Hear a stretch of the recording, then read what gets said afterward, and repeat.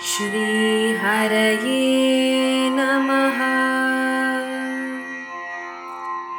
नारायण अखिल गुरो भगवन् नमस्ते। सच्चिदानंद रूपाय विश्वोत्पत्त्यादिहेतवे तापत्रय विनाशाय श्रीकृष्णाय वयं नुमः।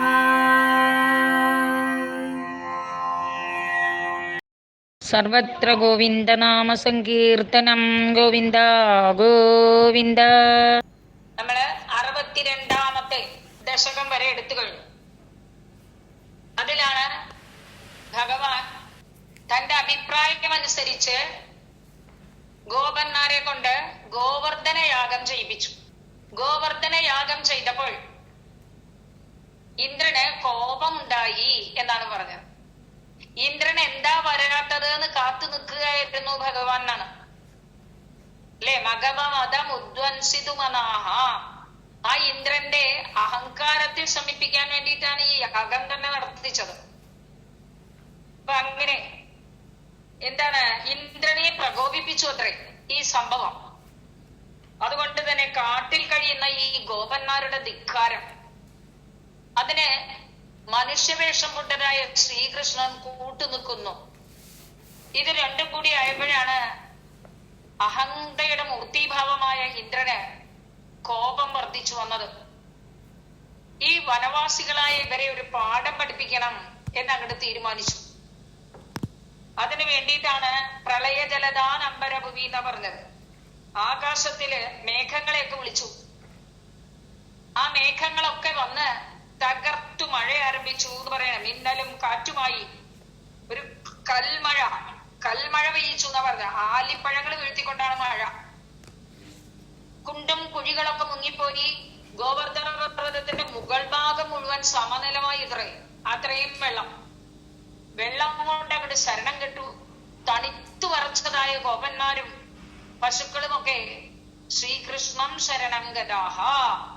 എല്ലാവരും അങ്ങോട്ട് ശ്രീകൃഷ്ണനെ ശരണം പ്രാപിച്ചു. പൊന്നു കൃഷ്ണനുണ്ടല്ലോ, അവർക്ക് എല്ലാത്തിനും രക്ഷ നൽകാൻ വന്നു. അങ്ങ് ഭക്തവത്സലനായിട്ടുള്ളതോ തൊന്നാദം ഗോകുലം വച എന്നാണ് പറഞ്ഞത്. അങ്ങയുടെ നാഥനായിട്ടുള്ള, അങ്ങ് നാഥനായി വെച്ചുകൊണ്ടിരിക്കുന്ന ഈ ഗോകുലത്തെ അങ്ങൊന്ന് രക്ഷിച്ചു തന്നാലും എന്ന്. അപ്പൊ ഇന്ദ്ര കോപത്തെ എങ്ങനെയും അടക്കണം എന്ന് തീരുമാനിച്ചതായ ഭഗവാൻ ഉടനെ തന്നെ ഒരു കയ്യാൽ കളി എന്നതുപോലെ ആ ഗോവർദ്ധന പർവ്വതത്തിനെ ഉയർത്തി നിർത്തി.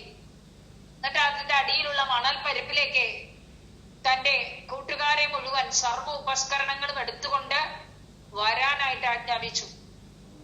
എല്ലാവരും ശ്രീകൃഷ്ണൻ പറഞ്ഞതുപോലെ തന്നു. എല്ലാവരും അവിടെ വന്നു നിന്നു. ഭഗവാൻ ഇനി ഭാരം കൊണ്ട് ചുമക്കുകയാണെന്ന് തോന്നരുതല്ലോ.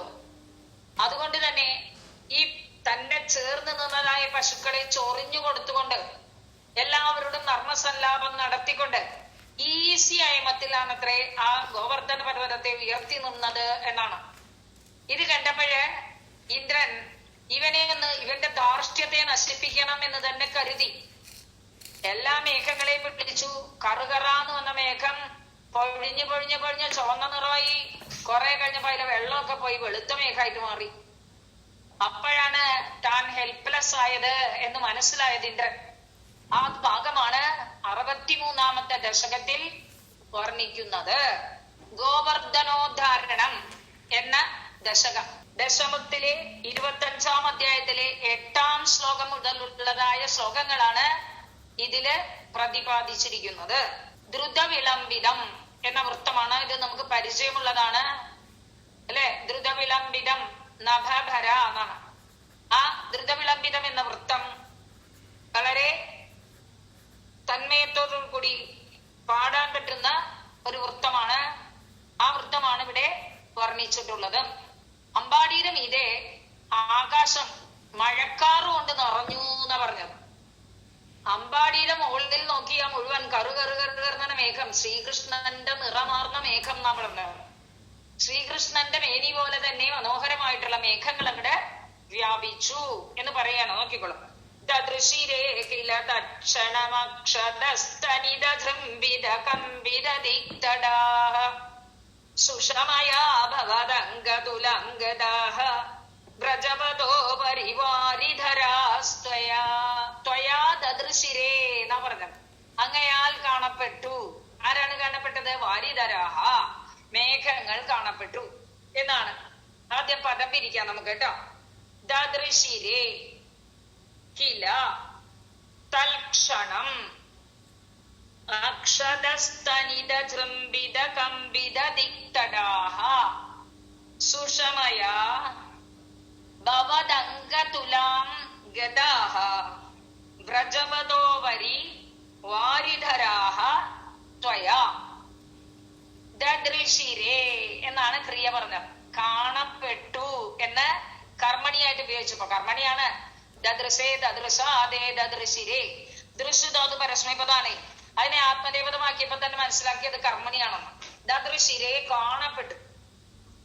ആരാൽ കാണപ്പെട്ടു? ത്വയാ, ഹേ ഗുരുവായൂരപ്പ, അങ്ങയാൽ കാണപ്പെട്ടു. എന്താണ് കാണപ്പെട്ടത്? അതിലെ സബ്ജക്ട് ഏതാ? ഏതാ കർമ്മമാണല്ലോ സബ്ജക്ട് ആവുക. വാരിധരാഹ, മേഘങ്ങൾ കാണപ്പെട്ടു എന്നാണ്. എവിടെയാണ് കാണപ്പെട്ടത്?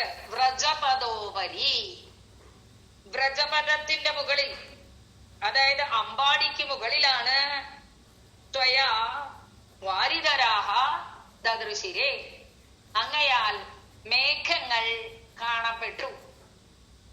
എങ്ങനെയാണ്? തൽക്ഷണം, കുറെ നേരം എപ്പോഴാണോ ഗിരിബിദ്നായാദഹ, എന്താ ഈ ഇന്ദ്രൻ വരാത്തത് എന്ന് കാത്തു നിൽക്കുകയായിരുന്നു ഭഗവാൻ. ഇന്ദ്രന്റെ വരവും പ്രതീക്ഷിച്ചുകൊണ്ടുള്ള ഒരു നിപ്പാണ്. തൽക്ഷണം, ഉടനെ തന്നെ, അപ്പോൾ തന്നെ ഭഗവാന്റെ മനസ്സിൽ അങ്ങനെ ഒരു സങ്കല്പം ഉണ്ടായതേ ഉള്ളൂ. ഇന്ദ്രൻ എന്താ വരാത്തത് എന്ന് വിചാരിച്ചിരിക്കുമ്പോഴേക്കും തൽക്ഷണം, ആ നിമിഷത്തിൽ തന്നെ എന്ത് ചെയ്തു? ത്വയാ തക്ഷണം കില എന്ന് പറഞ്ഞു. ആ സമയത്തു തന്നെ ത്വയാ, അങ്ങയാൽ വ്രജപദോപരി, ആ അമ്പാടിക്ക് മുകളിലായിട്ട് വാരിധരാഹ ദദൃശിരേ, മേഘങ്ങൾ കാണപ്പെട്ടു. ഇനി അതെങ്ങനെയുള്ളതൊക്കെയാണ്? സുഷമയ ഭവദംഗതുലാംഗദാഹ. സുഷമ മനോഹാരിത. സുഷമയ മനോഹാരിത കൊണ്ട് ഭവദംഗതുലാം, അങ്ങയുടെ ശരീരത്തിന്റെ തുല്യതയെ ഗദാഹ, ഭഗവാന്റെ ശരീരം പോലെ നീലിമയാർന്ന മേഘങ്ങൾ. മേഘങ്ങളുടെ നിറാണ് ഭഗവാൻ. മേഘശ്യാമളൻ എന്നാണ് നമ്മൾ പറയുന്നത്. ഇപ്പൊ പറഞ്ഞു ഭവദംഗതുലാംഗദാഹ മേഘാഹ, അങ്ങയുടെ ശരീരകാന്തി പൂണ്ടതായ മേഘങ്ങൾ എന്ന് വെച്ചാൽ 6 മേഘങ്ങളാണ്. വ്രജപദോപരി, വ്രജപദത്തിന്റെ മുകളിലായിട്ട് ത്വയാ, അങ്ങയാൽ കാണപ്പെട്ടത്. അതെങ്ങനെ വന്നു? അക്ഷതസ്തനിത, അക്ഷതം എന്ന് പറഞ്ഞാൽ ക്ഷതമേൽക്കാത്തത്, കുറച്ചു പോലും ഗ്യാപ്പ് എടുക്കാത്തത് എന്നർത്ഥം. ഇത്തിരി പോലും വിട്ടു നിൽക്കാത്തത്. അക്ഷതം, തുടർച്ചയായിട്ട് എന്നർത്ഥത്തില്. ക്ഷതം എന്ന് വെച്ചാൽ മുറിവേൽക്കപ്പെട്ടത് എന്നാണ്, വേർപെട്ടത് എന്നൊക്കെ അർത്ഥം. ഇവിടെ അക്ഷതം വേർപെടാതെ. എങ്ങനെ? സ്ഥനിതം, സ്ഥനിതം ഇടിവെട്ട്. സ്ഥനിതം എന്താണ്? ഇടിവെട്ടാണ്. അത് ജൃംഭിതം, മുഴക്കത്തോട് കൂടിയിട്ടുള്ള ഇടിവെട്ട്. സ്ഥാനിത ജൃംഭിതം, ഇടിവെട്ടങ്ങട് മുഴങ്ങിക്കൊണ്ട്, ആ മുഴങ്ങിയപ്പോ എന്തുണ്ടായി? കമ്പിത ദിക്തടാഹ, കമ്പിതമായി കടന്നു വിറച്ചു അത്രേ. ഏതാണ് വിറച്ചത്? ദിക്ക് തടാഹ, ദിക്കുകളൊക്കെ വിറപ്പിക്കുന്ന തരത്തിലുള്ള ഇടിമുഴക്കം. അങ്ങനെ ഇടിമുഴക്കത്തോട് കൂടിയ അഴകിന് അങ്ങയുടെ ശരീരത്തിന്റെ കാന്തിയും കൊണ്ടതായ ആ മേഘക്കൂട്ടങ്ങൾ അങ്ങയാൽ കാണപ്പെട്ടു എന്ന് പ്രയോഗം മാറ്റിയിട്ടാണ് പറഞ്ഞത്. നമുക്ക് അർത്ഥം പറയുമ്പോ അങ്ങനെ പറയണമെന്നില്ല. ആ സമയത്ത് ക്ഷണം എന്നാണ്. ഏത് സമയത്താണോ ഗിരിവിധനായാദഹ, ആ ഭഗവാൻ എന്തുകൊണ്ടാണ് പർവ്വതങ്ങളെ ഛേദിച്ച ഇന്ദ്രൻ വരാത്തത് എന്ന് ഭഗവാൻ കാത്തുകൊണ്ടിരിക്കുന്ന സമയത്തു തന്നെ വ്രജപദോപരി, ആ വ്രജപദത്തിന്റെ മുകളിൽ, അമ്പാടിയുടെ മുകളില് അക്ഷതസ്തനിത ചുംബിത കമ്പിത ദിക്പടാഹ, ഇടവിടാതെയുള്ള ശക്തിയേറി ഇടിമുഴക്കങ്ങളെ കൊണ്ട് 8 ദിക്കുകളെയും വിറപ്പിക്കുന്ന തരത്തില് സുഷമയാ ഭവതംഗതുലാഹ, സൗന്ദര്യത്തിൽ അങ്ങയുടെ ശരീരം പോലെ നീലകാന്തി എന്തുകൊണ്ട് എന്ത് ചെയ്തു? വാരിധരാഹ, മേഘങ്ങൾ ത്വയാ അങ്ങയാൽ ദദൃശിരെ കാണപ്പെട്ടു. ദേവേന്ദ്രൻ എന്താ വരാത്തത് എന്ന് കാത്തുകൊണ്ട് നിൽക്കണം. ആ ദിക്കിലേക്ക് ഇങ്ങനെ നോക്കി നിൽക്കുകയാണ് ഭഗവാൻ. അപ്പോഴേക്കും അമ്പാടിക്ക് മുകളിൽ കാർമേഘങ്ങൾ വന്നു നിറഞ്ഞു കഴിഞ്ഞു. ആ കാർമേഘങ്ങൾ കാർമേഘശ്യാമളനായ ഭഗവാന്റെ നിറമോലുന്നവയായിരുന്നു എന്നാണ് പറയുന്നത്. ഭഗവാന്റെ നിറം പോലുള്ള ആ മേഘങ്ങളാണ് അവിടെ വന്നത്. അത് മാത്രമാണോ, ശക്തിയായിട്ടുള്ള ഇടി മുഴക്കിക്കൊണ്ട് ദിക്കുകളെയൊക്കെ വിറപ്പിക്കുന്നുണ്ടായിരുന്നു. അപ്പൊ ഇടിയും മഴയുമായിട്ട് വന്നു എന്ന അർത്ഥമേ ഉള്ളൂ. കേട്ടാ? എന്താണ്? തൽക്ഷണം കില ത്വയാ വ്രജപദോപരി അക്ഷതസ്തനിത ചൃംബിത കമ്പിത ദിക്തടാഹ സുഷമയാ ഭവദംഗതുലാം ഗദാഹ വാരിധരാഹ ദദൃശിരേ. ആ സമയത്തു തന്നെ ഹേ ഗുരുവായൂരപ്പ, അങ്ങയാൽ അമ്പാടിക്ക് മുകളിൽ ഇടവിടാതെ ശക്തിയേറി ഇടിമുഴക്കങ്ങളോടുകൂടി 8 ദിക്കിനെയും വിറപ്പിക്കുന്ന തരത്തിൽ അവിടത്തെ ശരീരം പോലെ നീലകാന്തിയോടുകൂടിയതായ മേഘങ്ങൾ കാണപ്പെട്ടു. ഇതാണ് അർത്ഥം. തക്ഷണം കില ത്വയാ വ്രജപദോപരി അക്ഷതസ്തനിത ജൃംബിത കമ്പിത ദിക്തടാഹ സുഷമയാ ഭവദംഗതുലാം ഗദാഹ വാരിധരാഹ ദദൃശിരേ. അടുത്ത ശ്ലോകം വന്നപ്പോഴേക്കും അത് മാലിനി വൃത്തത്തിലേക്ക് മാറി. നനമയയുതേയം മാലിനി ഭോഗിലോകൈഹി അല്ലെ? അതില് നഗന നഗന മകന യഗണ എന്ന് പറഞ്ഞുകൊണ്ട് അത് നനമയയുതേയം നഗന മകന അതെ നഗന നഗന മകന യഗണ യഗണ. അപ്പൊ ആകെ 15 അക്ഷരം. അതിൽ 8 അക്ഷരം കഴിഞ്ഞാൽ നിർത്തണം. പിന്നെ 7 അക്ഷരം. 8ൽ തട്ടണം മാലിനിക്ക് എന്നാണ് നിയമം. ഏതായാലും മഴ അതിശക്തമായിട്ട് അങ്ങോട്ട് വഹിച്ചു. ഇടി വെട്ടുന്നു. ആകപ്പാടെ ഗോപന്മാരും പശുക്കളും ഒക്കെ താണുത്ത് വിറങ്ങലിച്ചു. അപ്പൊ അവർക്ക് മനസ്സിലായി യാഗം മുടക്കിയതിന് കൊണ്ടുള്ളതായ ഇന്ദ്രന്റെ കോപമാണെന്ന്. അതുകൊണ്ട് അവരെ രക്ഷിക്കണേ എന്ന് പറഞ്ഞുകൊണ്ട് പൊന്നുണ്ണിക്കണ്ണന്റെ അടുത്ത് തന്നെ ശരണം പ്രാപിച്ചു വരുന്നു എന്നുള്ളതാണ് ഈ ശ്ലോകം. നോക്കിക്കോളാം. വിപുലകരകമിശ്രൈഹി തോയധാരാനിപാതൈഹി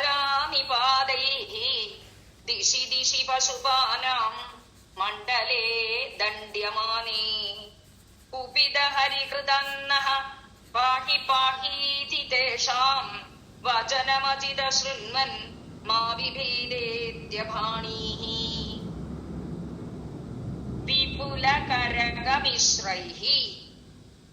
തോയധാരാനിപാതൈഹി ദിശി ദിശി പശുപാനാം മണ്ഡലേ ദണ്ഡ്യമാനേ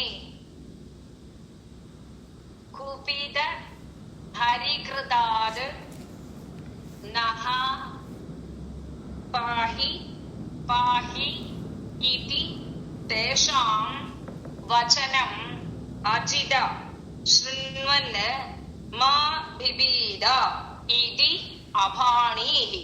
ഇതൊക്കെയാണ് പദങ്ങൾ. എന്താണ്? വിപുല കരകമിശ്രൈഹി. കരകം എന്ന് പറഞ്ഞാല് വെള്ളാറങ്കല്ല് എന്നുള്ള അർത്ഥത്തിലാണ് ശരിക്കും. ഇവിടെ വിപുല കരകമിശ്രൈഹി, നല്ല വലിയ വലിയതായ വെള്ളാറങ്കല്ല് പോലെ ആലിപ്പഴങ്ങള്. ആലിപ്പഴങ്ങള് എന്ന് പറയില്ലേ, മഴ പെയ്യുമ്പോ കല്ലുകല്ലായിട്ട് പതിക്കും. ആ ആലിപ്പഴങ്ങള് മിശ്രൈഹി കലർന്നിട്ടുള്ള തോയധാര, ഇടമുറിയാതെ മഴ ധാരയായിട്ട് ഒഴുകുക. അങ്ങനെ തോയം എന്ന് പറഞ്ഞ വെള്ളം, തോയധാര ആ ഇടമറിയാതെയുള്ള ജലധാര നിപാതൈഹി പെയ്തപ്പോൾ ദിശി ദിശി അങ്ങനെ മഴ പെയ്തപ്പോ എന്തുണ്ടായി? ദിക്കുകളിലെല്ലാം പശുപാനാം മണ്ഡലേ ആ ഗോപന്മാർ മുഴുവൻ ദണ്ഡ്യമാനെ ശിക്ഷിക്കപ്പെട്ടപ്പോൾ എന്ന് വെച്ചാൽ കഷ്ടപ്പെട്ടപ്പോൾ മഴ കൊണ്ട് പൊറുതി മുട്ടി ഗോപന്മാർ മുഴുവൻ. സമയത്ത് അവരൊക്കെ കൂടെ മനസ്സിലായി, അവർക്ക് യാഗം മുടക്കിയതിന്റെ കോപത്തിലാണ് ഇന്ദ്രൻ ഇത് ചെയ്യുന്നത് എന്ന്. കുപിത ഹരികൃതാത്, കുപിതനായ ഹരിയാൽ ചെയ്യപ്പെട്ടത്. ഇവിടത്തെ ഹരിക്ക് അർത്ഥം ഇന്ദ്രൻ. കുപിത ഹരികൃതാത്, കോപിഷ്ഠനായ ഇന്ദ്രനാൽ ചെയ്യപ്പെട്ട ഈ അനർത്ഥത്തിൽ നിന്നും, ഹരിയുടെ കൃതത്തിൽ നിന്നും, ഹരികൃതം എന്താണ് ഇവിടെ? ഗംഭീരമഴ പെയ്യിക്കുക. ഇതിൽ നിന്നും നഹ ഞങ്ങളെ, അസ്മാൻ നഹ ഞങ്ങളെ, പാഹി രക്ഷിച്ചാലും, പാഹി രക്ഷിച്ചാലും, ഇതി എന്ന് തേഷാം വചനം ആ ഗോപന്മാരുടെ വാക്കുകളെ ശൃണ്വൻ കേൾക്കുന്നവനായ അങ്ങ്, ഹേ അജിത ആരാലും ജയിക്കപ്പെടാൻ പറ്റാത്ത ഭഗവാനെ, മാ ബിബീദ ഭയപ്പെടേണ്ട, ഇതി അഭാണീഹി എന്നങ്ങ് പറഞ്ഞുവല്ലോ.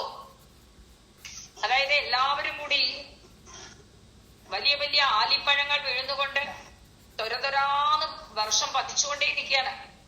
അത് കണ്ട് ദിക്കുകളിലും എവിടെയും ജലം.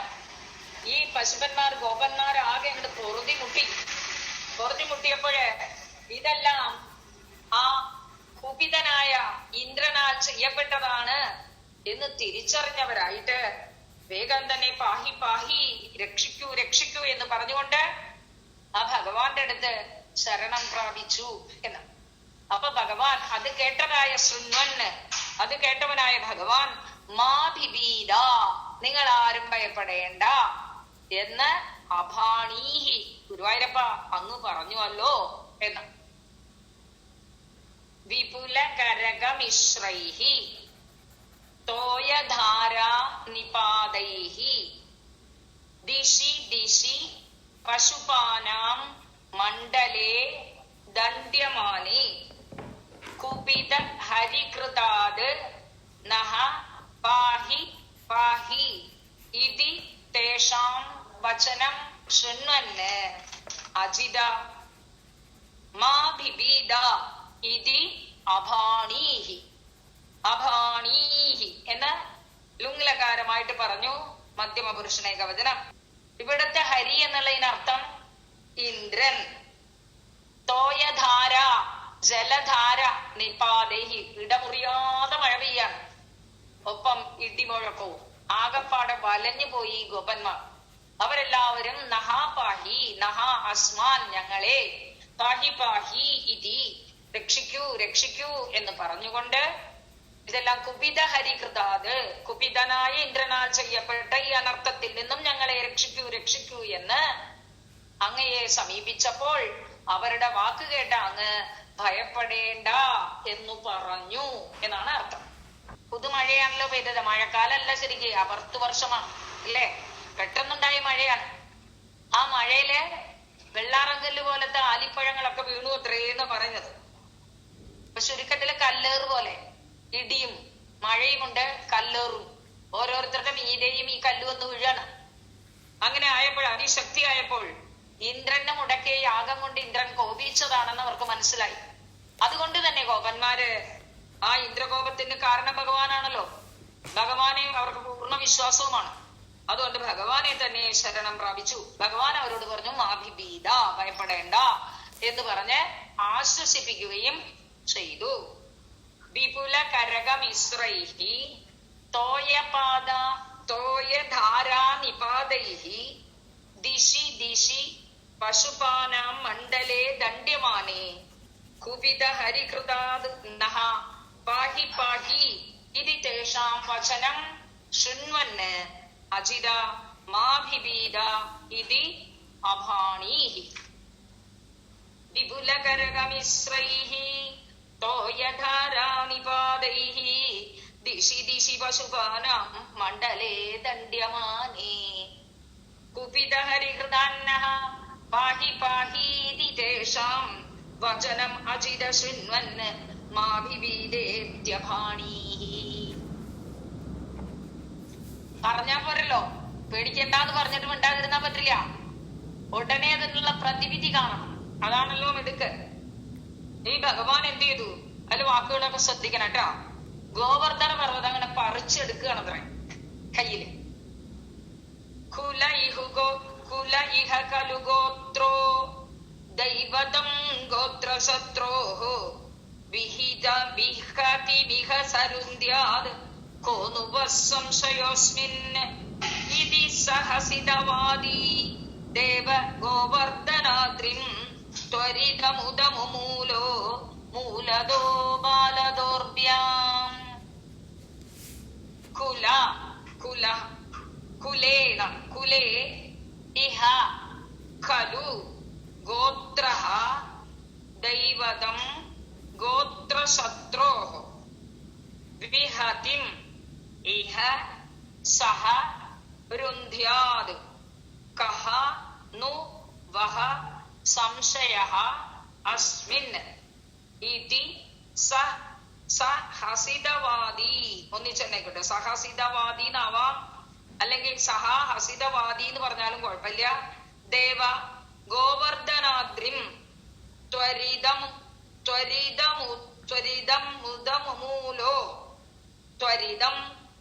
ഉദമുമൂലഃ മൂലദഃ ബാലദൗർഭ്യം. ഒരിക്കൽ കൂടെ പദം പിരിച്ചു പറയാം.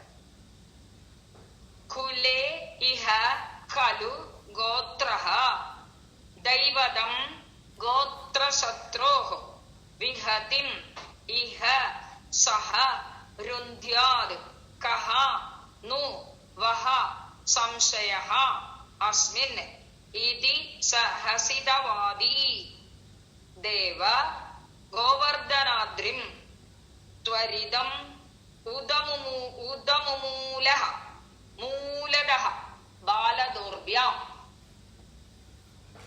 ഇഹ കുലേ ഗോത്രഃ ഖലു ദൈവതം. അതാണ് ആദ്യം പറഞ്ഞു കൊടുത്തത്.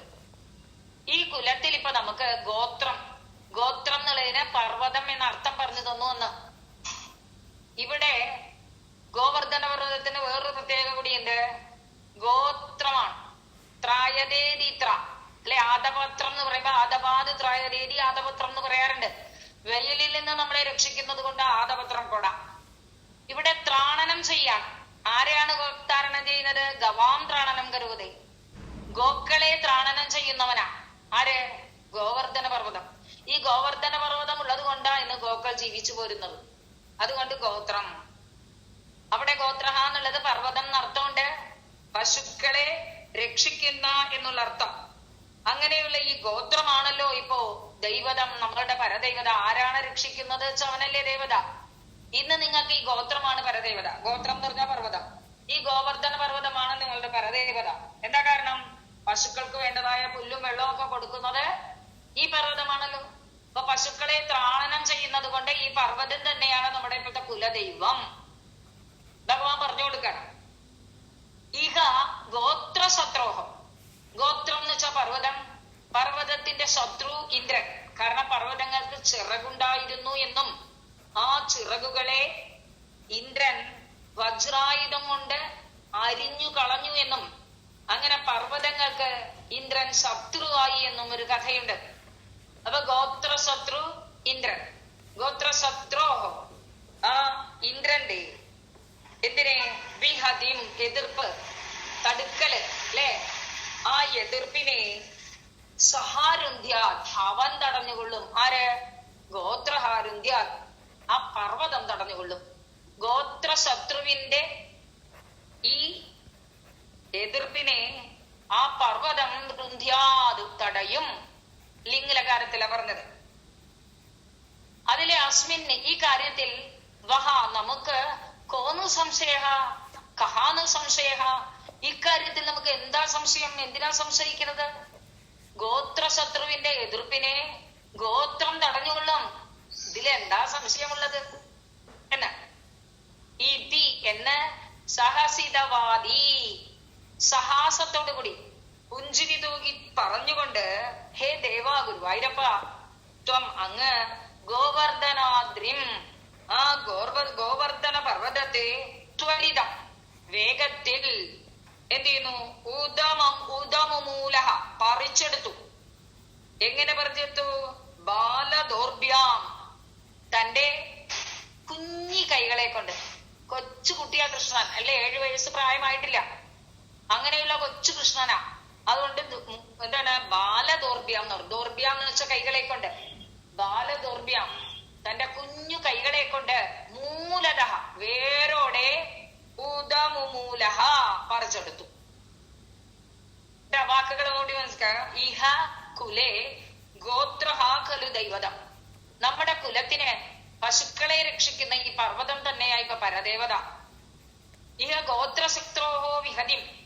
പർവ്വത ശത്രുവായ ആ ഇന്ദ്രന്റെ തടസ്സത്തിനെ അല്ലെങ്കിൽ എതിർപ്പിനെ സഹാരുന്ധ്യ ആ പർവ്വതം തടഞ്ഞുകൊള്ളും. അസ്മിൻ വഹ കോന സംശയം. ഇതിൽ ആർക്കെങ്കിലും സംശയമുണ്ടോ? സംശയിക്കണ്ട, സംശയിക്കേ വേണ്ട. പർവ്വതം നമ്മളെ രക്ഷിച്ചുകൊള്ളും. ഇതിഹസിതവാദി എന്ന് അദ്ദേഹം സഹസിതവാദി ചിരിച്ചുകൊണ്ട് അദ്ദേഹം അദ്ദേഹം എന്ന് പറഞ്ഞില്ല, ചിരിച്ചുകൊണ്ട് ദേവ അല്ലയോ ദേവ ത്വം അങ്ങ് ഗോവർദ്ധനാദ്രിം ഈ ഗോവർദ്ധന പർവ്വതത്തിനെ പിന്നൊരു നിമിഷം കാത്തു നിന്നില്ല. ത്വരിതം ഉടനെ തന്നെ ബാലദോർഭ്യം തന്റെ കുഞ്ഞി കൈകളെ കൊണ്ട് മൂലത വേരോടുകൂടി ഭൂതമുമൂലഹ പറിച്ചെടുത്തു. ഇത് പറയലല്ല, ഉടനെ തന്നെ തന്റെ കൊച്ചു കൈകളെ കൊണ്ട് ആ പർവ്വതത്തിനെ വേരോടെ അങ്ങോട്ട് പിഴുതെടുത്തു എന്ന്. പർവ്വതങ്ങളുടെ ചിറക് മുറിച്ചത് കൊണ്ടാണ് ഇന്ദ്രൻ ഗോത്രശത്രുവായിട്ട് മാറിയത്. പിന്നെ ഗോവർദ്ധനോദ്ധരണ കാലത്ത് ഭഗവാൻ 7 വയസ്സേ ഉള്ളൂ. അതുകൊണ്ടാണ് കുഞ്ഞി കൈകൾ എന്ന് പറയാൻ കാരണം കേട്ടോ. ഭഗവാന്റെ പവറിനെ അവിടെ കണക്കാക്കിയില്ല. കൊച്ചു കുട്ടിയല്ലേ എന്നുള്ള മട്ടിൽ പറഞ്ഞു. ഭഗവാന് പവർ ഉള്ളത് കൊണ്ടാണ് എടുത്തത്. പക്ഷെ അതിവിടെ പറഞ്ഞില്ല. പ്രബുദ്ധത്തിനെ പറയാതെ കൊച്ചു കൈകളിൽ ആ പർവ്വതത്തിനെ പറിച്ചെടുത്തു എന്ന് പറയാണ്.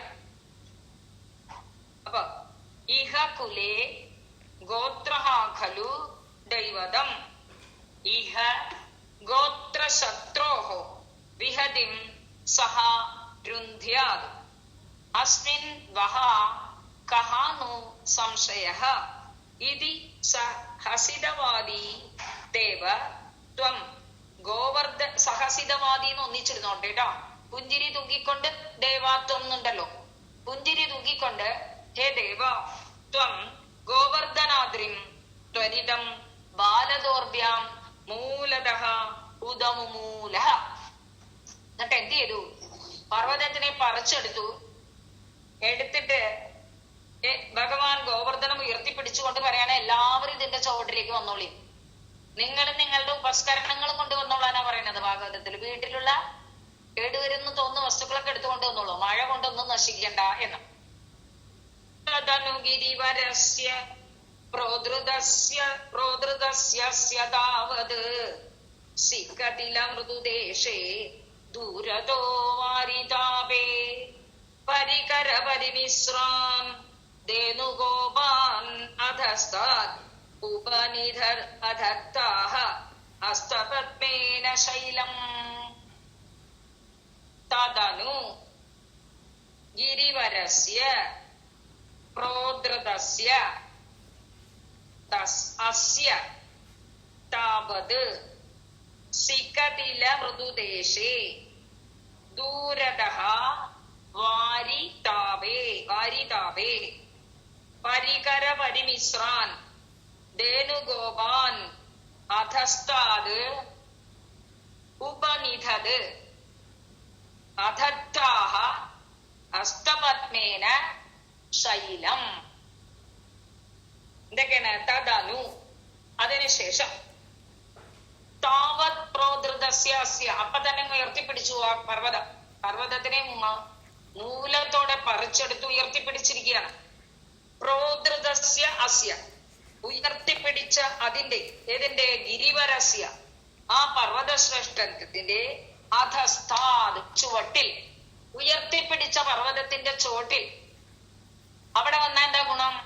ദൂരതഃ വാരിതാപേ അകലെ വെച്ച് തടയാണ്. അതുകൊണ്ട് വെള്ളം അവിടേക്ക് എത്തില്ല. വെള്ളമൊന്നും ഈ പർവ്വതത്തിന്റെ ചുവട്ടിലേക്ക് എത്തില്ല. അതിന്റെ ചുറ്റുമുള്ളതായ കവരം കൊണ്ട് വെള്ളം ഇങ്ങോട്ട് വരാതെ തടഞ്ഞു നിൽക്കുകയാണ്. അതെങ്ങനെയുള്ള സ്ഥലം? കല്ലും മണ്ണും ഉള്ളത്, കുണ്ടും കുഴിയുള്ളതാണോ? അല്ല. സികതില മൃദുദേശേ മാർദ്ദവമുള്ള സികതിലമാണ്, മണൽപ്പരപ്പാണ്. മാർദ്ദവമുള്ള മണൽ വിരിച്ച പ്രദേശമാണത്. അത് പരികര പരിമിശ്രാന്, പരികരങ്ങള് ഗൃഹോപകരണങ്ങള്, പരികര പരിമിശ്രാൻ വീട്ടിലുള്ള ഗൃഹോപകരണങ്ങളോടും കൂടി ധേനു ഗോപാൻ പശുക്കളെയും ഗോപന്മാരെയും ഉപനിധത് ഒതുങ്ങി ഭംഗിയായിട്ട് അട്ടിവെക്കണം. ആരും നിർത്തി, എല്ലാവരെയും ഒതുക്കി ഭംഗിയായിട്ട് പർവ്വതത്തിന്റെ ചുവട്ടിൽ വരുന്ന തരത്തിൽ അവരെ നിർത്തിച്ചു. എന്നിട്ട് ഹസ്തപത്മേന തന്റെ താമര കൈകൊണ്ട് ശൈലം പർവ്വതത്തിനെ അധത്താഹ ഏറ്റി നിന്നു, ധരിച്ചു നിന്നു. എന്തൊക്കെ ചെയ്തു?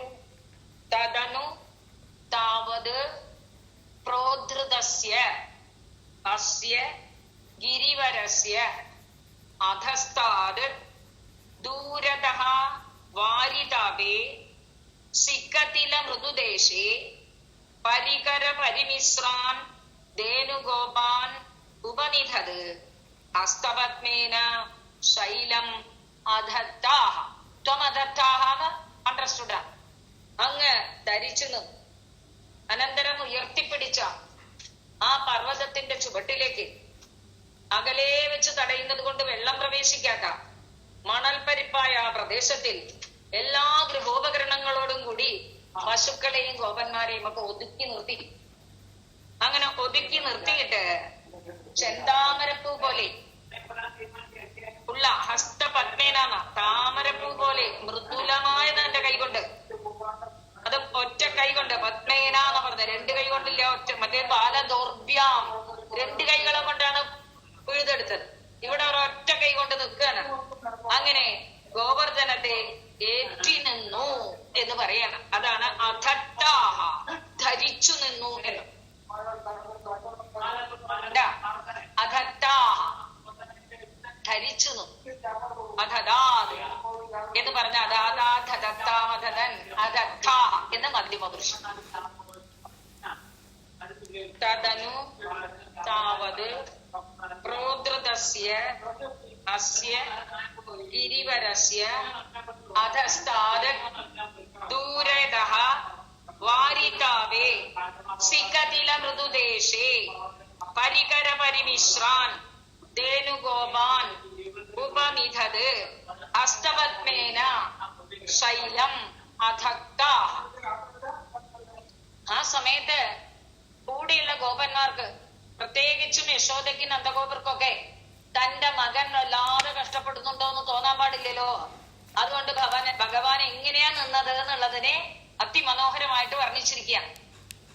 നോക്കിക്കൊള്ളട്ടോ. ഭവതി വിധൃതശൈലേ ബാലികാഭിർവയസ്യൈഹി അവിവിഹിത വിലാസം കേളിലാവാദിലോലേ സവിധമിലിതധേനൂഃ ഏകഹസ്തേന കണ്ടൂയതി സതി പശുപാലാഃ തോഷമൈഷന്ത സർവേ.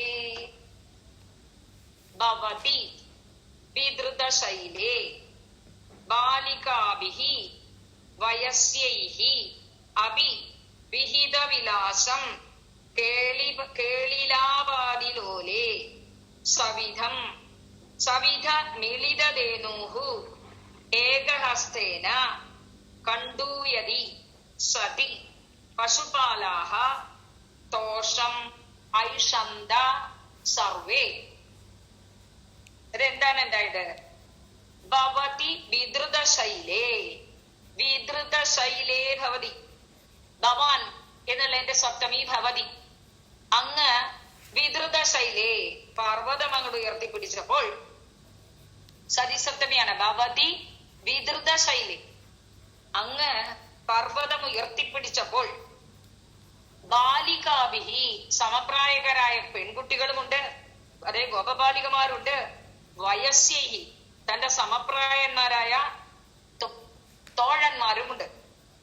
അവരോട് വിഹിത വിലാസം നല്ല ഉത്സാഹത്തോടു കൂടി കേളിലാവാദിലോലെ നേരമ്പോക്ക് പറയുന്നതിന് മറ്റും താത്പര്യം കാണിച്ചുകൊണ്ട് സവിധ മിളിതധേനുഹു സവിധം സമീപം തന്റെ സമീപത്തേക്ക് മിലിതം ഒട്ടി നിൽക്കുന്ന ധേനുഹു ആ പശുക്കളെ ഏകഹസ്തേന മറ്റേ കൈകൊണ്ട് കണ്ടൂയതി സതി ചൊറിഞ്ഞു കൊടുക്കുകയാണത്രേ. കണ്ടൂയതി സതി സപ്തമിയാണ്.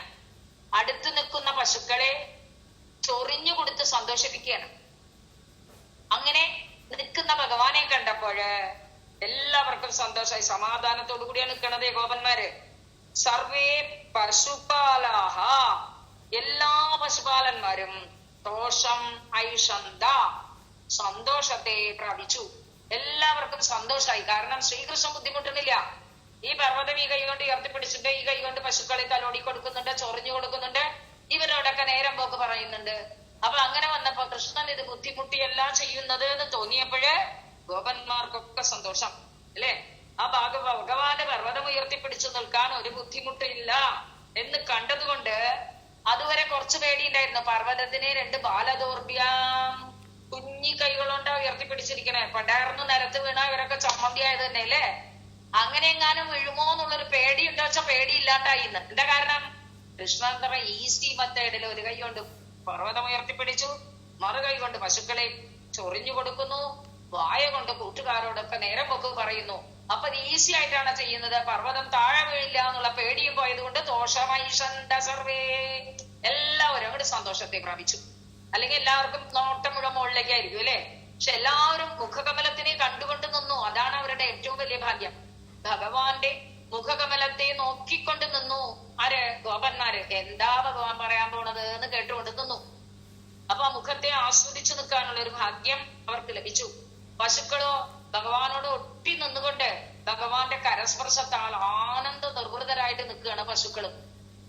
അപ്പൊ ഗോപന്മാരും ഗോപികമാരും ഭഗവാന്റെ നേരപോക്കുകളിൽ അലിഞ്ഞ് ഭഗവാന്റെ മുഖകമലത്തെ ദർശിച്ചുകൊണ്ട് അങ്ങനെ നിൽക്കുമ്പോൾ അവർക്ക് മറ്റൊരു ചിന്തയുണ്ടായിരുന്നില്ല. ദോഷമൈഷന്ത സർവേ, എല്ലാവരും സന്തോഷത്തെ പ്രാപിച്ചു എന്ന്.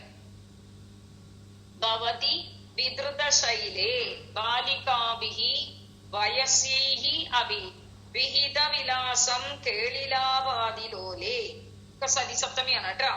സവിതമിലതേനോഹു ഏകഹസ്തേന കണ്ടൂയതി സതി സർവേ പശുപാലാഹ ദോഷം ഐഷന്ത.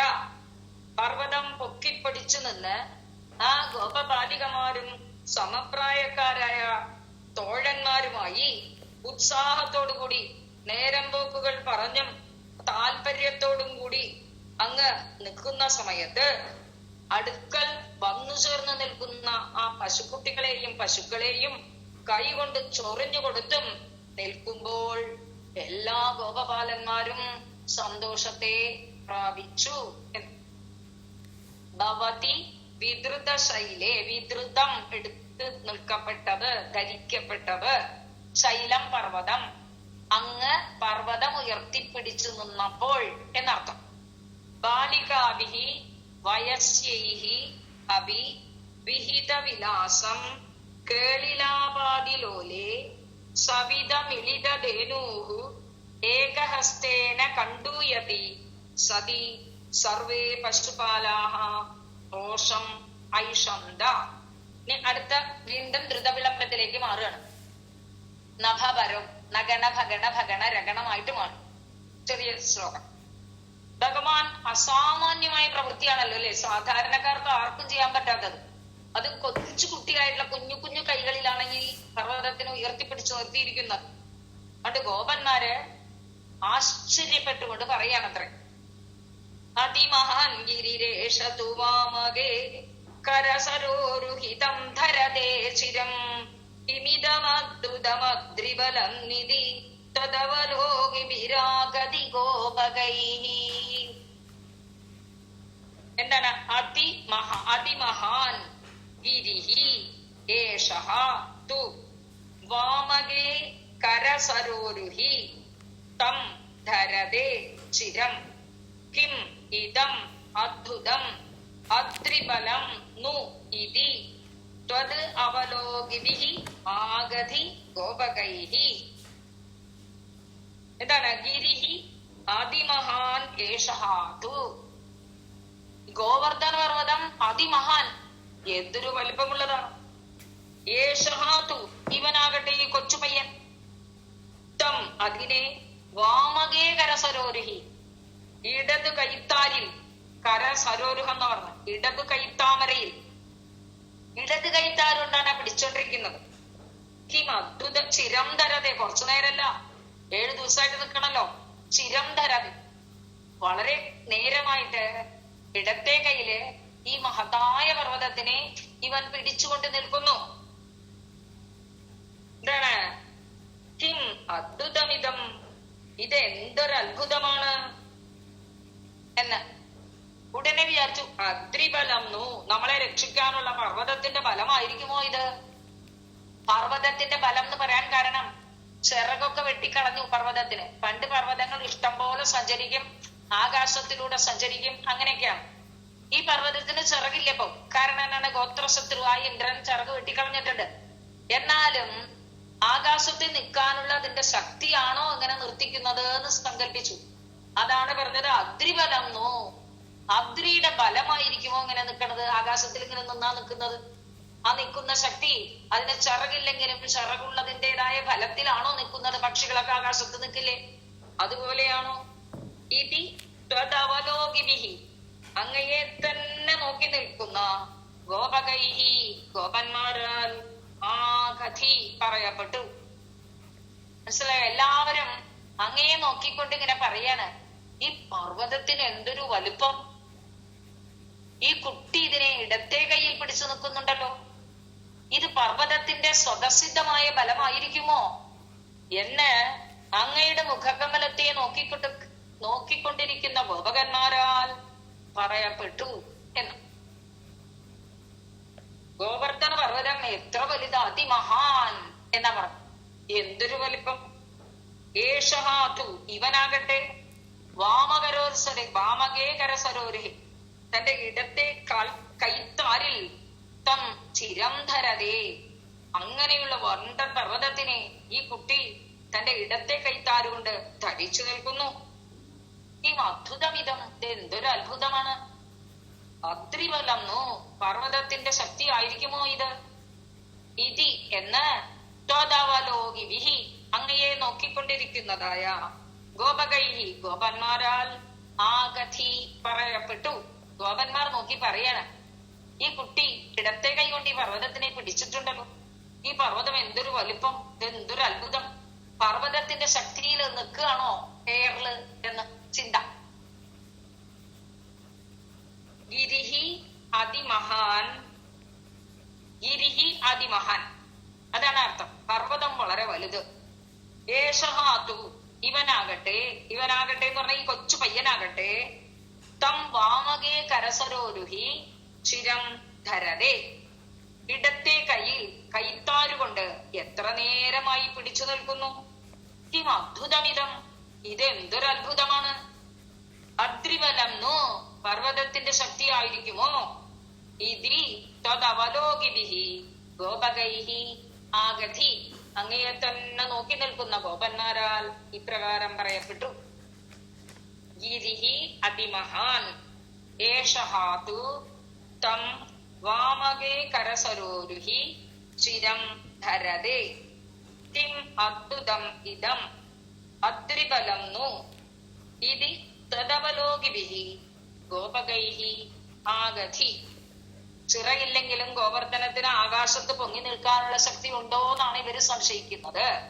അടുത്ത ശ്ലോകത്തിൽ പറയണം, ദേവേന്ദ്രനും വിട്ടുകൊടുക്കാൻ തയ്യാറല്ല. 7 ദിവസമാണ് തുടർച്ചയായിട്ട് മഴ. അഹഹദർഷ്ട്യമമുഷ്യവടോർഗിരിം വ്യതിതബാഹുരസാവരോപയേത് ഇതി ഹരിശ്ചൈബദ്ധവിഗർഹണോ ദിവസ സപ്തകമുഗ്രമവർഷയത്. ഇന്ദ്രൻ ആകാശത്തിൽ നിന്ന് നോക്കി. അപ്പൊ ഈ കൊച്ചു പയ്യൻ കയ്യിൽ ഈ പർവ്വതത്തിനെ ഉയർത്തിപ്പിടിച്ചിരിക്കുക. ഗോപന്മാർ തന്നെ വിചാരിച്ചു അതിമഹാൻ ഗിരിഹി, ഈ പർവ്വതം എത്ര വലുത്. എന്നിട്ട് ഇവൻ കുറെ നേരമായി പിടിച്ചു നിൽക്കുന്നുണ്ടല്ലോ, പർവ്വതത്തിന്റെ ശക്തി ആയിരിക്കുമോ എന്ന് അവർക്ക് തന്നെ തോന്നി, ഭഗവാനെ ഇത്രയും നേരിട്ട് അറിഞ്ഞവർക്ക്. ഈ ഇന്ദ്രൻ ഇന്ദ്രൻ വിചാരിക്കണ, ആഹാഹാ ദാർഷ്ട്യം അമുഷ്യ വടോഹോ ഗിരിം വ്യതിതബാഹുഹു അസൗ അവരോപയേത് ഇതി ഹരിഹി ത്വയി ബദ്ധവിഗർഹണഃ ദിവസ സപ്തകം ഉഗ്രം അവർഷയത്. ആഹാഹ അമ്പമ്പട എന്നാണ് പറയുന്നത്. ഔ എന്താലേ എന്ന്. അമുഷ്യ ഇവനാരാ? വടു, ഒരു ബ്രഹ്മചാരി കുട്ടി. ബ്രഹ്മചാരിയുടെ ചാപല്യം കൊണ്ട് ഇതെടുത്തതായിരിക്കാം എന്നാണ് കരുതിയത്. ബ്രഹ്മചാരിക്ക് ഭയങ്കര ചാപല്യമാണ്, ചാപല്യതയുടെ നിറകുടമായിരിക്കും അത്രേ ബ്രഹ്മചാരികൾ. അപ്പൊ ഇവൻ ഈ ചാപല്യം കൊണ്ട് എടുത്തതായിരിക്കും എന്നാണ് ഇന്ദ്രന്റെ വിചാരം. അപ്പൊ അഹഹ അമുഷ്യ ഇവന്റെ വടോഹോ ഈ ബ്രഹ്മചാരിയുടെ ഈ ചെറുക്കന്റെ ഈ കുട്ടിയുടെ ധാർഷ്ട്യം, അഹങ്കാരം നോക്കൂ. ഔ എന്താ അഹങ്കാരം! പർവ്വതം ഉയർത്തിപ്പിടിച്ച് നിൽക്കുക അത്രേ. ഇന്ദ്രൻ വിചാരിക്കുന്നതാണ്. കുറെ കഴിയുമ്പോ ഇവന്റെ കൈ തന്നെ ക്ഷീണിച്ചോളും. വ്യഥിത ബാഹു, കൈ കടയുമല്ലോ, വേദന എടുക്കുമല്ലോ. ആ സമയത്ത് അസൗ ഇവൻ ഗിരിം അവരോപയേത് പർവ്വതം താഴ്ത്തു വെച്ചോളും. കുറച്ചു നേരം കഴിയുമ്പോ കൈ കടുക്കുമ്പോഴേ പർവ്വതം അങ്ങോട്ട് താഴ്ത്തു വെക്കും. ഈതി എന്ന് ഹരിഹി ആ ഇന്ദ്രൻ ത്വയിബദ്ധ വിഗർഹണ അങ്ങയോട് നിന്ദാവിചാരം, ഒരു വിലയില്ലാത്ത പോലെ നിസ്സാരമാക്കിക്കൊണ്ട്, നിന്ദിച്ചുകൊണ്ട് കുറച്ചു കഴിയുമ്പോ കൈ കടയുമ്പോ താഴത്ത് വെച്ചോളൂ പറഞ്ഞാട്ടാ ഇവന്റെ ഒരു സാമർഥ്യം എന്ന് വിചാരിച്ചുകൊണ്ട് അവനെ പറ്റിക്കണം എന്നുള്ള ഉദ്ദേശത്തിൽ ദിവസ സപ്തകം 7 ദിവസങ്ങൾ ഉഗ്രം അവർഷയത്, ഉഗ്രമായിട്ട് മഴ പെയ്തു. 7 ദിവസം കഴിയുമ്പോഴേക്കും ഇവൻ എന്തായാലും പർവ്വതം താഴ്ത്തു വെക്കും എന്നുള്ള ഉറപ്പില് മഴ പെയ്തുകൊണ്ടേയിരുന്നു. ഇന്ദ്രന്റെ വിചാരത്തില് ഇതൊന്നും ചെയ്യാൻ പറ്റാത്ത കാര്യമാണ്, വെറുതെ അഹങ്കാരം കൊണ്ട് എടുത്തു പിടിച്ചതാണ്, കുറച്ചു കഴിയുമ്പോ താഴ്ത്ത് വെച്ചോളും എന്നൊരു തോന്നല്, അങ്ങനെ ഒരു നിന്ദാഭാവം ശ്രീകൃഷ്ണനോട് ഇന്ദ്രനുണ്ടായി.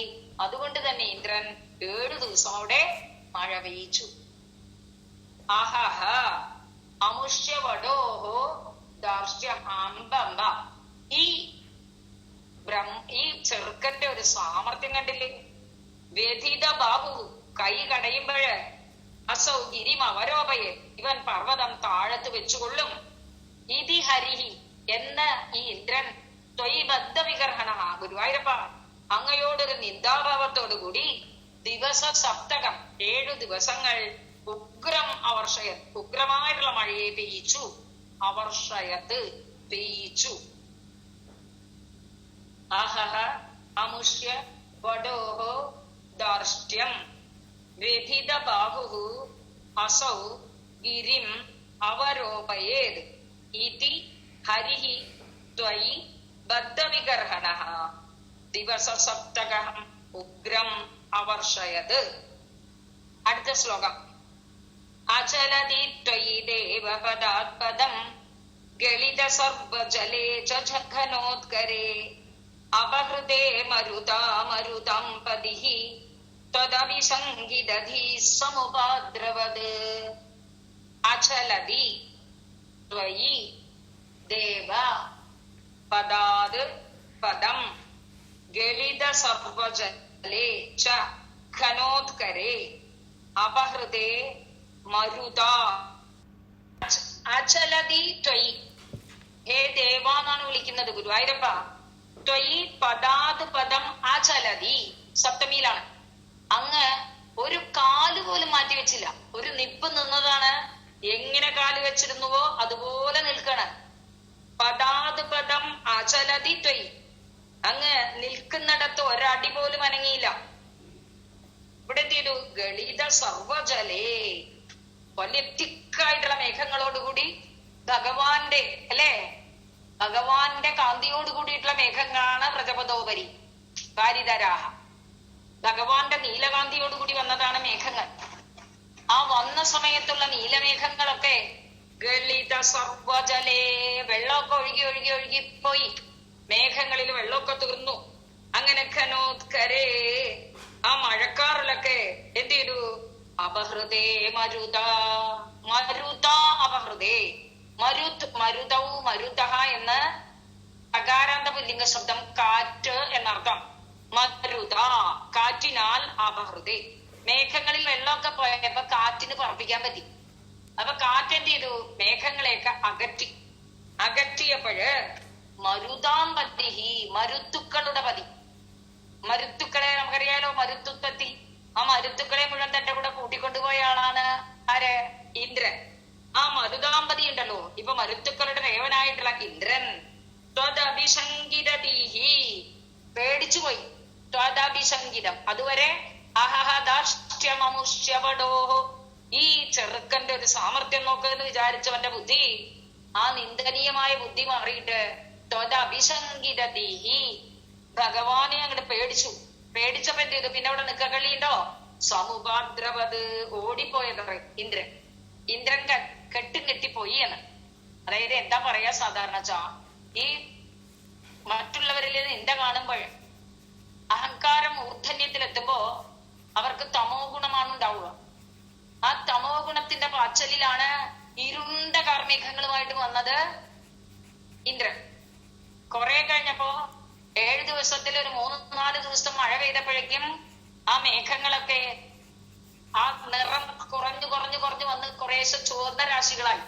അപ്പോഴേക്കും ഇന്ദ്രന്റെ മനസ്സിലുള്ള തമോ ഗുണം മാറി കുറെ രജോ ഗുണം വന്നു അത്രേ.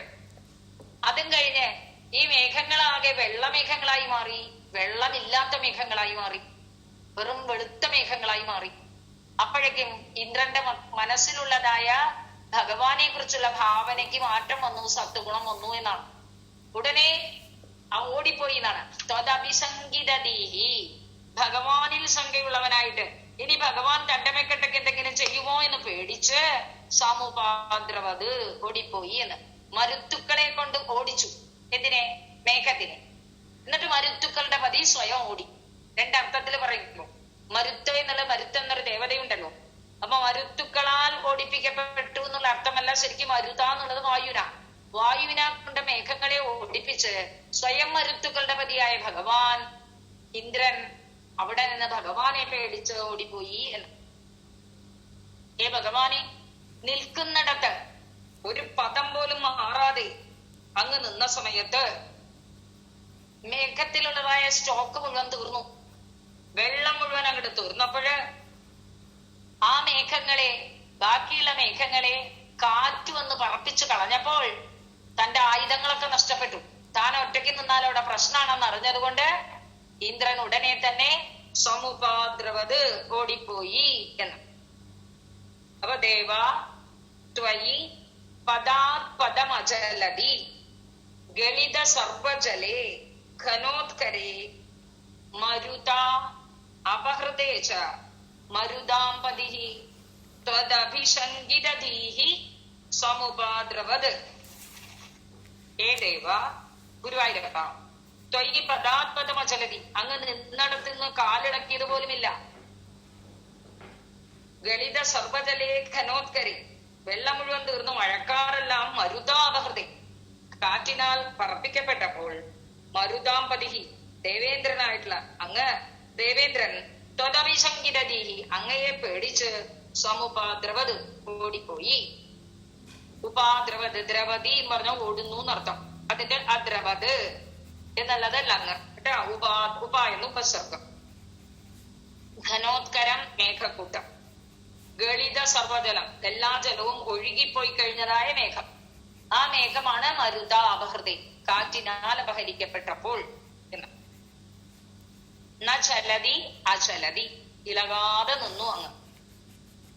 ദേവ ത്വയി പദാത്പദം അചലതി ഗളിത സർവജലേ ഘനോത്കരേ മരുത അപഹൃതേ ച മരുതാംപതിഃ തദഭിശങ്കിതീഃ സമുപാദ്രവത്. ഇപ്പൊ ഭഗവാൻ കണ്ടു ആകെ മഴയുമില്ല, കാറ്റുമില്ല, ഒന്നുമില്ല. ഉടനെ എന്ത് ചെയ്തു? ശമമുപേയുഷി വർഷഭരേ തദാ പശുപതേനുകുലേ ച വിനിർഗതേ ഭുവി വിഭോ സമുപാഹിതഭൂധരഃ പ്രമുദിതൈ പശുഭൈ പരിരേഭിഷേ. ശമം ഉപേയുഷി വർഷഭരേ തദാ പശുപതേനുകുലേ ച വിനിർഗതേ ഭുവി വിഭോ സമുപാഹിതഭൂധരഃ പ്രമുദിതൈഃ പശുപൈഃ പരിരേഭിഷേ. അതെന്താണ്? ശമമുപേക്ഷി മഴ അങ്ങോട്ട് ശമിച്ചു. തഥാ വർഷഭരേ ശമമുപേക്ഷി വർഷഭരം മഴക്കൂട്ടം. ആ പെരുമഴ തീരെ അങ്ങോട്ട് മാറി. പശുപ്പ ധേനു കുലേച്ച വിമൃഗതേ. ആ ഗോപന്മാരും പശുക്കൂട്ടങ്ങളും പുറത്തേക്ക് വരികയും ചെയ്തു. ആ സമയത്ത് വിഭോ സർവവ്യാപിയായ ഭഗവാനെ ഭൂവി സമുപാഹിത ഭൂതരഹ, ഭൂമിയിൽ ഗോവർദ്ധനത്തെ വീണ്ടും സമുപാഹിതമാക്കി ഇറക്കി വെച്ചു. വീണ്ടും ഭൂതരത്തിനെ ഭൂമിയിൽ ഇറക്കി വെച്ചിട്ട് പ്രമുദിതൈഹി പശുകൈഹി, സന്തോഷം കൊണ്ടതായ ഗോപന്മാരാൽ പരിരേഭിഷേ, ആലിംഗനം ചെയ്യപ്പെട്ടു. ഭഗവാൻ ആ പശുക്കളൊക്കെ പുറത്തേക്ക് പോയി, മഴയും നിന്നു, തന്നെ ആ പർവ്വതത്തിനെ നിലത്ത് പഴയപടി വെച്ചു. ആ സമയത്ത് സന്തോഷിച്ചതായ ഗോപന്മാർ വന്ന് ഭഗവാനെ സന്തോഷ സൂചകമായിട്ട് ആലിംഗനം ചെയ്തു. പരിരേഭിഷേ, ആത്മനെ, നമ്മൾ ആ ദദൃശിരെ പറഞ്ഞതുപോലെ ആത്മനേപരത്തിൽ പറഞ്ഞ അതിനെ കർമ്മണിയായിട്ട് പറഞ്ഞു. പരിരേഭിഷേത്വം, ഗുരുവായൂരപ്പ അങ്ങ് ആലിംഗനം ചെയ്യപ്പെട്ടു. ചുരുക്കത്തിൽ ഗോപന്മാർ വന്ന് അങ്ങേ കെട്ടിപ്പിടിച്ചു എന്ന് അർത്ഥമാണ്. തഥാ വർഷഭരേ ശമം ഉപേയുഷി, സതിസപ്തമിയാണ്. ആ വലിയ പെരുമഴ ശമത്തെ പ്രാപിച്ചപ്പോൾ, ശമിച്ചപ്പോൾ പശുപധേനുകുലേച്ച വിനിർഗത, അതും സതിസപ്തമിയാണ്. ആ പശു ഗോപന്മാരും ധേനുകുലങ്ങളും പുറത്തേക്ക് വന്നപ്പോൾ, ഹേ വിഭോ സർവവ്യാപിയായ ഭഗവാനെ ഭൂവി സമുപാഹിത ഭൂതരഹ, ഭൂമിയിൽ വീണ്ടും ആ പർവ്വതത്തിനെ ഇറക്കി വെച്ചതായ അങ്ങ് പ്രമുദിതൈഹി പശുപൈഹി, സന്തോഷം കൊണ്ട ഗോപന്മാരാൽ പരിരേഭിഷേ, ആലിംഗനം ചെയ്യപ്പെട്ടു. പെരുമഴ മാറി, ഗോപന്മാരൊക്കെ പുറത്തു കിടന്നു, പശുക്കളൊക്കെ പുറത്തു കിടന്നു. എല്ലാവരെയും പുറത്തേക്ക് പറഞ്ഞയച്ച് പർവ്വതത്തെ വീണ്ടും പഴയ പോലെ താഴെ വെച്ചു. ആ സമയത്ത് ഗോപന്മാർ ഓടി വന്ന് ഭഗവാനെ കെട്ടിപ്പിടിച്ചു. ഇതാണ് അർത്ഥം. തഥാ വർഷഭരേ ശമം ഉപേയിഷി പശുപധേനുകുലേച്ച വിനിർഗതേ വിഭോ ഭുവി സമുപാഹിത ഭൂതരഃ ത്വം പ്രമുദിതൈഹി പശുപൈഹി പരിരേഭിഷേ. ഇനി അടുത്തത്, എല്ലാവരും സന്തോഷിച്ചു. ആകാശമാർഗത്തിലുള്ളവരൊക്കെ ദുന്ദിവി മുഴക്കി എന്നാണ് ഭാഗവതത്തില്. ഇതിലങ്ങനെയല്ല. ദേവന്മാര് ഭഗവാനെ സ്തുതിച്ചു എന്ന് സ്വതന്ത്രമായിട്ട് ചിന്തിച്ചുകൊണ്ട് എഴുതിയിരിക്കുകയാണ് ഭട്ടതിരിപ്പാട്. നോക്കാം. ധരണിമേവ പുരാധൃതവാനസി ക്ഷിതിധരോ ധരണേതവകശ്രമഃ ഇതിനുതസ്കൃതശൈ കമലപതേ ഗുരുപുരാലയ പാലയ മാം ഗദാത്. ധരണിം ഏവ പുരാ ധൃതവാൻ അസി ക്ഷിതിധരോദ്ധരണേ തവ കഹ ശ്രമഃ ഇതി നുതഃ ത്രിദശൈഃ കമലാപദേ ഗുരുപുരാലയ പാലയ മാം ഗദാത്. ധരണിമേവ, ധരണി ഭൂമി, പുരാ പണ്ട്, ധരണിമേവ പർവ്വത ഭൂമിയെ തന്നെ, ധൃതവാനസി അങ്ങ് വരാഹാവതാരം എടുത്തപ്പോൾ വെള്ളത്തിൽ താണ്ടുപോയ ഭൂമിയെ അങ്ങ് ഉയർത്തിക്കൊണ്ടുവന്നില്ലേ? ഇപ്പൊ വരാഹാവതാരത്തിൽ ധരണിമേവ ധൃതവാനസി, ഭൂമിയെ തന്നെ ഉയർത്തിക്കൊണ്ടുവന്നവനാ. അങ്ങനെയുള്ള അങ്ങക്ക് ക്ഷിതിധര ഉദ്ധരണി, ആ ഭൂമിയിലുണ്ടായ ഒരു ചെറിയ പർവ്വതം വലിയൊരു ഭൂമിയെ തങ്ങി പിടിച്ചു കൊണ്ടുവന്നാനാ. ഭൂമിയിലെല്ലാം ഉള്ളപ്പോഴാണ് കൊണ്ടുവന്നത്. അതിലുള്ള ഒരു പർവ്വതം ക്ഷിതിധര ഉദ്ധരണി, ക്ഷിതിധരം പർവ്വതം. ആ പർവ്വതത്തെ പൊക്കാൻ തവകശ്രമ, അങ്ങക്ക് വല്ല ബുദ്ധിമുട്ടുണ്ടോ? ഭൂമിയെ തന്നെ പൊക്കി എടുത്തുകൊണ്ട് വന്നവന് പർവ്വതത്തെ പൊക്കാനുണ്ടോ പ്രയാസം?